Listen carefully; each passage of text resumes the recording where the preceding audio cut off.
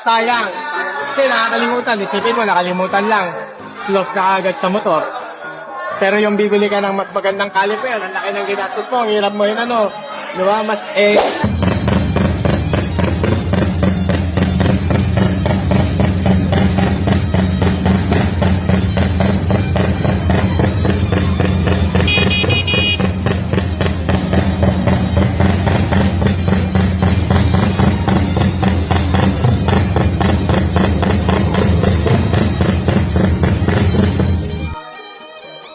ano lahat? Hindi na po mayari.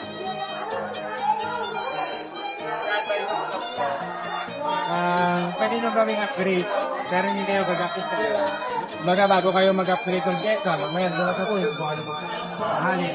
Pero hanggat meron ko mga babanggit ko tayo, mag-aunahin yung mga babanggit ko, maliit lang na budget ang kailangan. Actually, yung ibang discount. Una, wala. Minsan na yan, makikita mo na yan. Pagka naka-cross, ibig sabihin, hindi umaandar pagka maliit. Pagka mahaba, ibig sabihin, dapat running yung motor. Kill short, kill switch. Kailangan kill switch to. Maandar yung motor, mag-inindot, patay. Pangalawa yung rise. Nakaline mo standard lang tayo para mas matibay. Mas matibay kasi dapat meron yung sprint.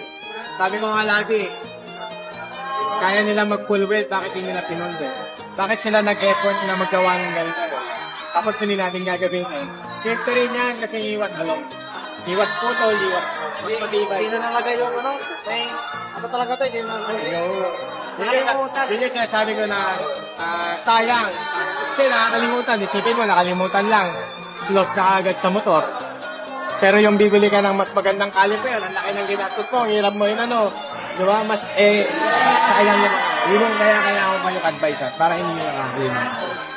Kasi ito yung mga nakakalimutan ng ibang builder. Akala nila, okay na. Hindi nila alam. May full box pa lang. Mounting mo ng tawag mo. Hindi ako fan ng nasa taas. Mas okay ako ng nasa baba. Kasi isipin mo yung init, oh.